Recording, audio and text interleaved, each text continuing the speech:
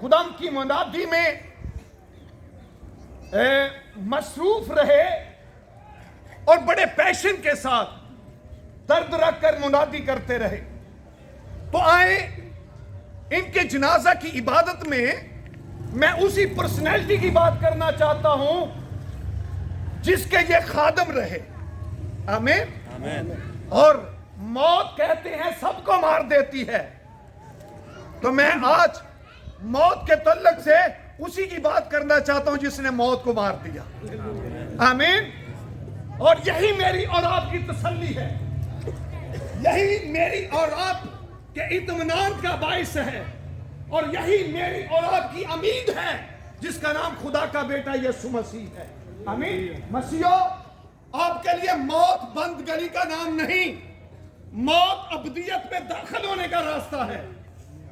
موت دیدار حاصل کرنے کا راستہ ہے، اور موت کے وسیلہ سے ہم اپنے اصلی وطن میں پہنچ جاتے ہیں. اور جس نے ہمارے رتنوں میں زندگی کا دم پھونکا ہے اس کی بارگاہ میں چلے جاتے ہیں. آمین. اور یہ بڑے اعزاز کی بات ہے.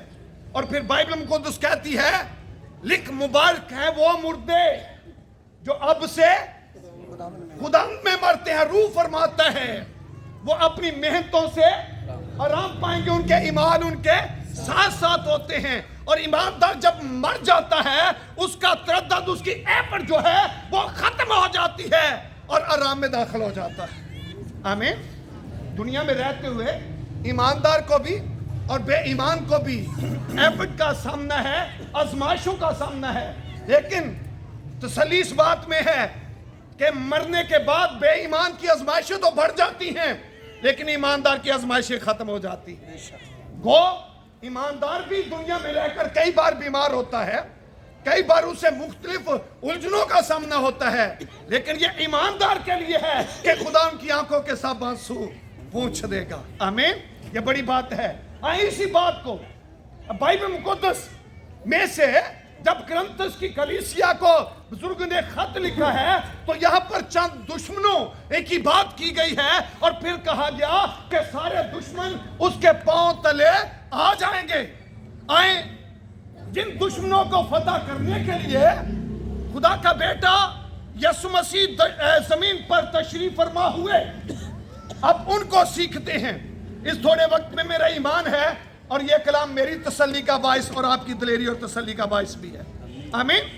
تو جب خالق کائنات نے اس کائنات کو تخلیق کیا، اور یہ کائنات بڑی خوبصورت، دلکش، اور جس کو تخلیق کیا اس جوڑے کو خدا کی قربت نصیب تھی.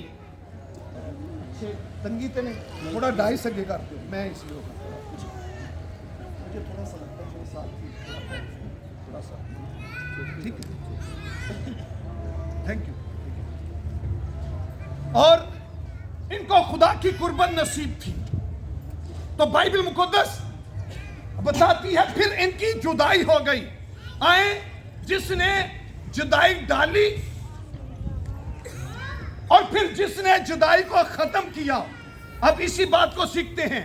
تو چند دشمنوں کو میں آپ کے سامنے رکھنا چاہتا ہوں جن کو آ کر خدا کے بیٹے یسوع مسیح نے فتح کیا. اگر ان دشمنوں کو کوئی اور فتح کرتا تو پھر خدا کے بیٹے یسوع مسیح کو آنے کی ضرورت نہ ہوتی. سب سے پہلا دشمن جو ہے انسانیت کا وہ لوسیفر ہے، وہ شیطان ہے.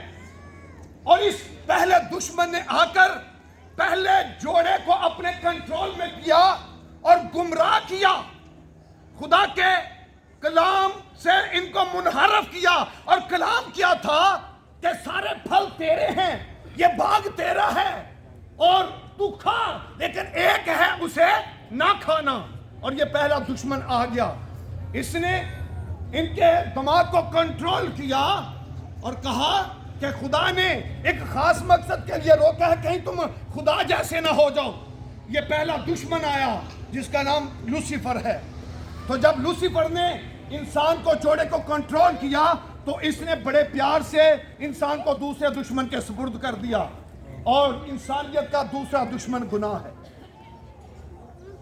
پہلا دشمن آیا، اس نے کنٹرول کیا اور پھر پہلے دشمن لوسیفر نے دوسرے دشمن گناہ کے سپرد کر دیا، اور گناہ نے جب کنٹرول کیا، لوسیفر نے آ کر کہا کہ یہ کھاؤ، انہوں نے کھایا اور پھر گناہ ہوا، اور جب گناہ ہوا تو بائبل مقدس کہتی ہے گناہ کی مزدوری کیا ہے؟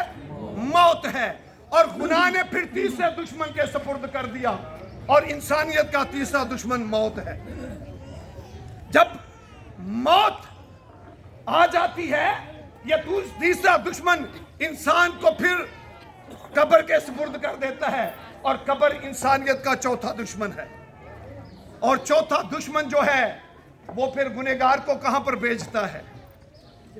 قبر کے بعد گنہگار جب مر جاتا ہے تو کہاں پر جائے گا؟ جہنم میں۔ تو یہ 5 ہیں، اب ایک چاہیے تھا کہ جو ان کو سر کرے، اور جو خدا کی بنائی ہوئی کائنات ہے، اس کی تخلیق ہے، اور جو عدن سے نکلا ہوا انسان ہے، اور جو غلام بن چکا ہے، ان دشمنوں کا اس غلامی سے آزاد کرے، اور پھر مالک کی وراثت اسے واپس کر دے۔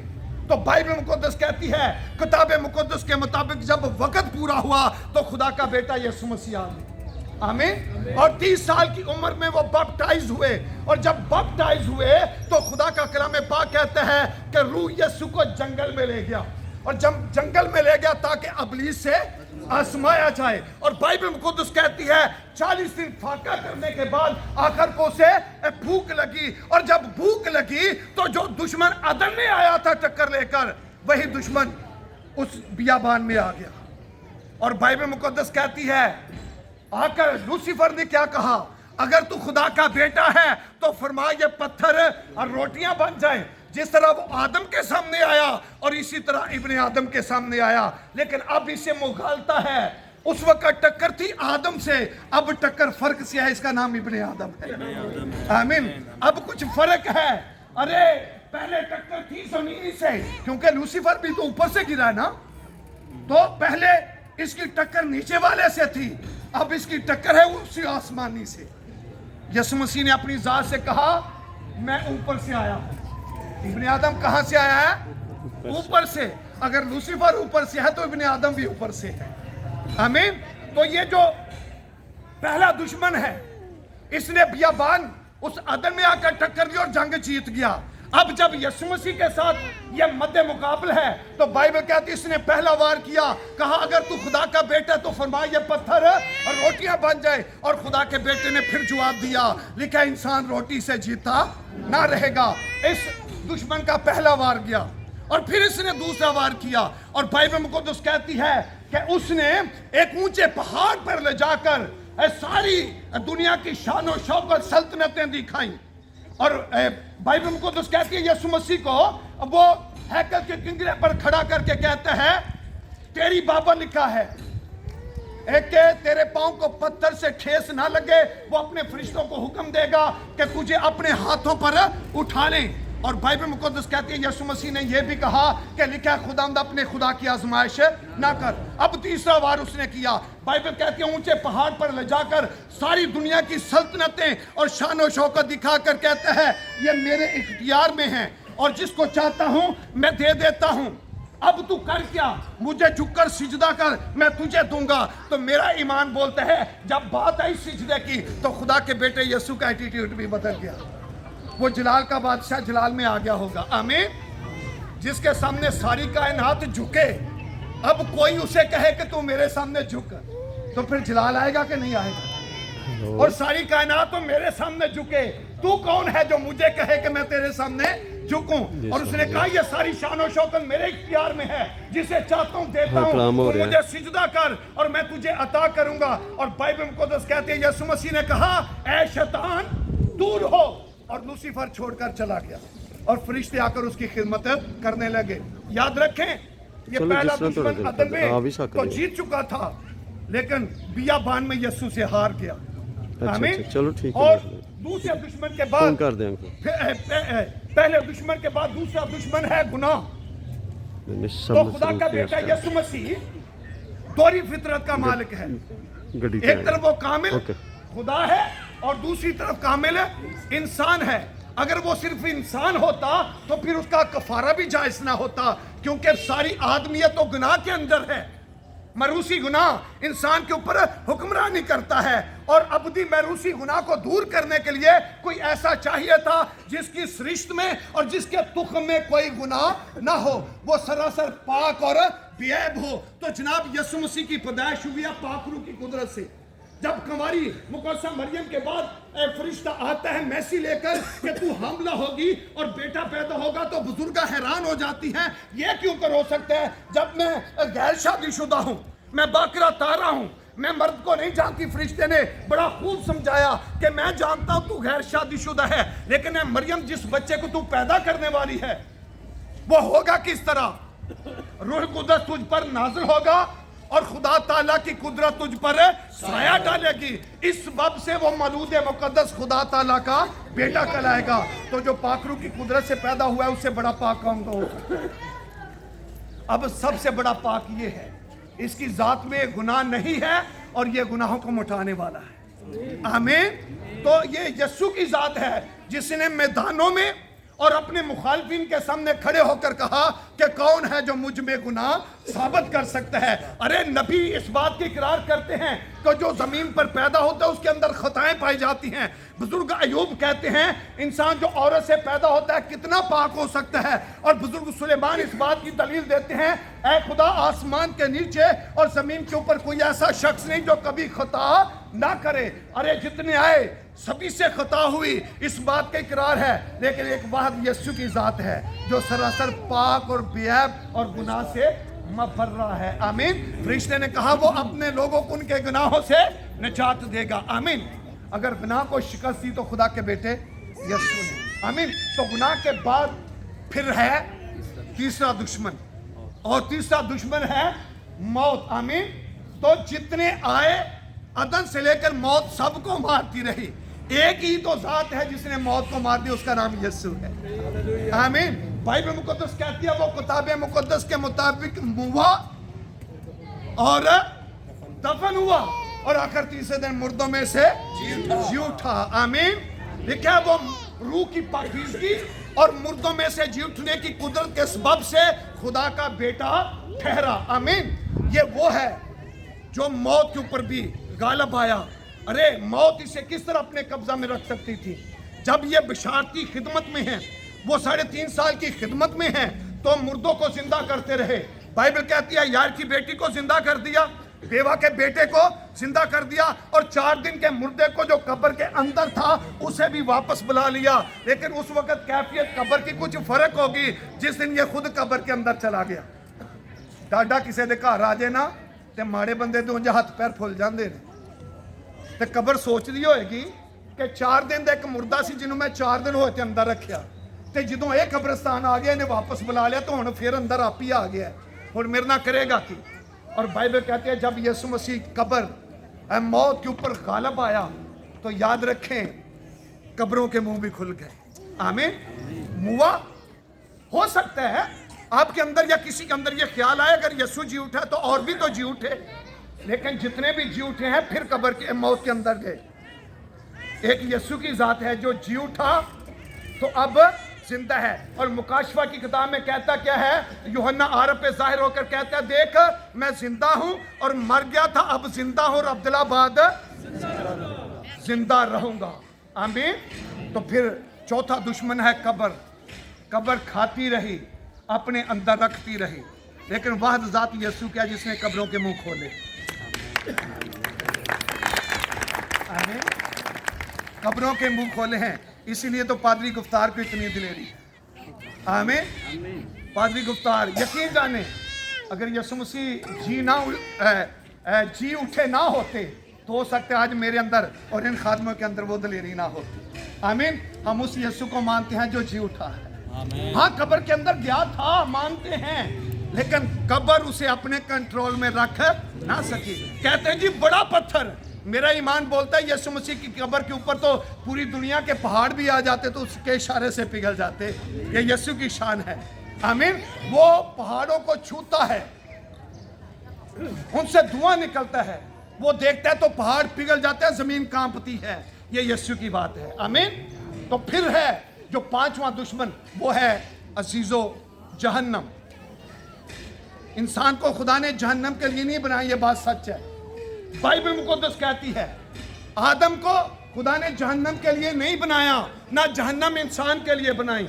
और जब मत्ती की अंजील को पढ़ते हैं तो वहां पर लिखा है, उसके 25वें बाब में लिखा है कि इन नाफरमानों को, इन शरीरों को उस जहन्नम की आग में डाल दो जो इब्लीस और उसके फरिश्तों के लिए तैयार की गई। इसका मतलब यह हुआ कि जहन्नम इब्लीस और उसके फरिश्तों के लिए। तो जब गुनहगार जो है इब्लीस के कंट्रोल में आ गया, इब्लीस का साथी बन गया, तो इसका मुकद्दर भी जहन्नम हो गया। तो कोई चाहिए था जो जहन्नम के कंट्रोल में जाने वाला इंसान है, इसका फिदिया दे, इसका कफारा दे और इसे जहन्नम के कंट्रोल से आजाद करे और फिरदौस का वारिस ठहरा दे। और बाइबल मुकद्दस इसका टाइटल बड़ा खूबसूरत देती है। जब वक्त है सलीब का और खुदावंद यीशु मसीह सलीब के ऊपर लटके हुए दो साथी हैं, एक ने तंजन कहा और दूसरा ताइब हो गया कि तू खुदा से भी नहीं डरता, हमारी सजा तो वाजिबी है, इसने कोई गुनाह नहीं किया। तो मुल्तजी हुआ और कहा, ऐ यीशु जब तू अपनी बादशाही में आए तो मुझे याद करना। और खुदा के बेटे ने कहा तू आज मेरे साथ फिरदौस में होगा। आमीन। ते कोई डाडा किसी दा आर्डर रोकदा है ते अपने वाल ले जा सकदा है। अच्छा बेल्टी ट्रक दे विच होई होए अरफान भाई, सवारियां दी बुकिंग इस्लामाबाद दी होए तो कोई राह च रोके तो फिर कोई पावर वाली रोक सकता है। ते डाकू ने मरन तो बाद वो जाना कित्थे सी भाई? भाई साहब डाकू भगत नूं ते आंदे कोई नहीं, एल्डर नूं भी नहीं आंदे, किसी साधु नूं भी नहीं आंदे, किसी प्रेयर वारियर नूं। डाकू ओनूं आंदे ने जिहड़ा डाके मारदा है, झुग्गे लुੱਟਦਾ है, लोकां नूं नुकसान पहुंचांदा है। ते बाइबल आंदी है इंज दा काम करन वाला बंदा कित्थे जाएगा? दोजख च। ते इहने कित्थे जाना सी? इन्हें भी तो दोजख ही जाना सी ना। अरे इसके आर्डर तो थे दोजख के, लेकिन इसके नसीब बच्चे के ईमान की आंखें रोशन हो गई और यीशु को अपना निजात दिंदा कबूल कर लिया। आमीन। यीशु ने दा राह ही बदल दिता। ए रोड ते फर्क ते जा रहा सी जेड़ा जहन्नम में जा रहा सी, लेकिन जो असा रोड है उसका नाम है राह, हक और जिंदगी मैं हूं। आमीन। और यीशु मसीह ने कहा तू आज मेरे साथ होगा। मैं आपको दिलेरी के साथ कहता हूं, एक डाकू एक पल च आखे कि तू मेरा बादशाह ते जिथे तू होवे मैनू रखी ते मैनू याद करी। ते खुदा दा बेटा इन्ना वफादार आखे यार तू आज ही मेरे नाल होएगा, ते जेड़ा ओदा खादम होएगा वो कित्थे जाएगा? आमीन। ओदा खादम होएगा, अंजील दा प्रचार करने वाला होएगा, तो फिर कित्थे जाएगा? और मैनू एक फीसद भी डाउट नहीं, इंदा ईमानदार मर्दा ते सीधा यीशु मसीह ने खादमां नूं पता की आख्या, तुसी मेरे नाल तख्तां ते बैठो। आमीन। आमीन। इन्ना शरफ आज हाँ बदनी तौर पे जुदाई है और ये जुदाई रुलाती है। बदन है, ये फितर की बात है। ये बदन का अज़ा जब टूटता है तो दर्द उठता है और दर्द बंदे को रुलाता है। हम ये सारे एक बदन के अज़ा हैं, कोई बाप की सूरत में है, कोई माँ की सूरत में, कोई भाई की सूरत में, कोई बहन की सूरत में, कोई औलाद की सूरत में, कोई दूसरे। ये जब जुदा होते हैं तो ईमानदार भी रोते रहे अपने प्यारों की जुदाई।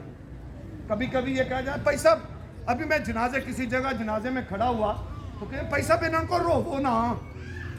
मैं कहा जिदा प्यो मर जावे रोवे ना तो फिर की करे, जिदी मां मर जाओ रोए ना तो की करे भाई? ये रोना फितर की बात है। अंबिया के प्यारे जुदा हुए तो वो रोए, तो हम कौन है जी? हाँ रही बात तसल्ली की, नहीं ईमानदार नो नहीं। अरे भाई ये जमीन पर बदन के ऊपर सर्दी भी असर करती है और गर्मी भी असर करती है, बीमारी भी असर करती है। ये बातें होंगी वहां पर जहां पर ना रोना होगा ना मातम होगा। आमीन। जहां पर फितर की बात है। मेरा अपना तजर्बा, मेरा जवान भाई मर गया और मैंने उसकी डेड बॉडी को देखा, मुझे रोना नहीं आया, मेरे दिल के ऊपर बर्डन आया और मैंने अंदर गया, उसके कपड़ों को देखा, उसके बच्चों को देखा, मेरा मन खुला, मैं रोया और यकीन जाने मेरा दिल हल्का हो गया। ये बात है, फितर की बात है, रिश्ते रुलाते हैं। मैं इसे यूं लेता हूं जिस तरह कि आप एक बर्तन को रखते हैं, आप एक हंडिया रखते हैं, उसके नीचे आंच देते हैं, ऊपर ढक्कन होता है, तो आंच जब ज्यादा होती है तो भाप निकलती है।